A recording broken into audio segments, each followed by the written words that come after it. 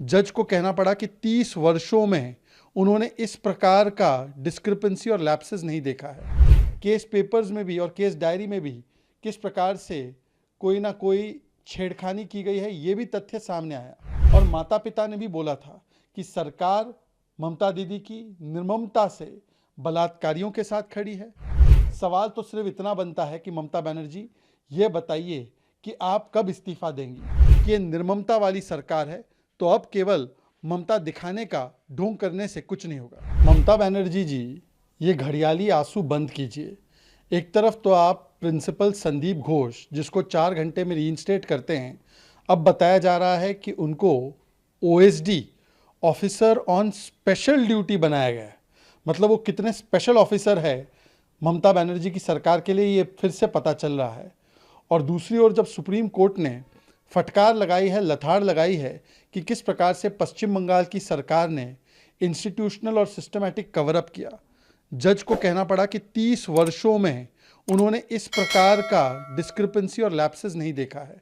18 घंटे एफआईआर दर्ज कराने में, एफआईआर भी पेरेंट्स के द्वारा दर्ज कराई गई, ऑटोप्सी के बाद, पोस्टमार्टम के बाद यूडी केस फाइल किया गया। केस पेपर्स में भी और केस डायरी में भी किस प्रकार से कोई ना कोई छेड़खानी की गई है, ये भी तथ्य सामने आया। और केवल एससी ने नहीं, हाई कोर्ट ने भी पश्चिम बंगाल की सरकार और पुलिस को लताड़ा था।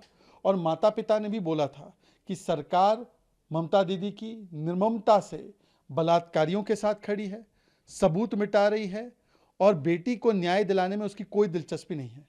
अब इस प्रकार से पत्र लिखने का कोई मतलब नहीं है। सवाल तो सिर्फ इतना बनता है कि ममता बनर्जी, ये बताइए कि आप कब इस्तीफा देंगी, आप कब जिम्मेदारी उठाएंगी?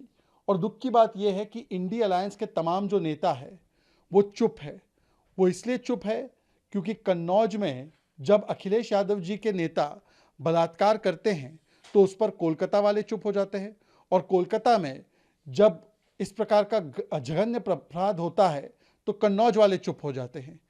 और जिस प्रकार से कल कपिल सिब्बल ने भी हंसी और मजाक उड़ाया पीड़िता का कोर्ट रूम में, इससे पता चलता है कि ये निर्ममता वाली सरकार है तो अब केवल ममता दिखाने का ढोंग करने से कुछ नहीं होगा।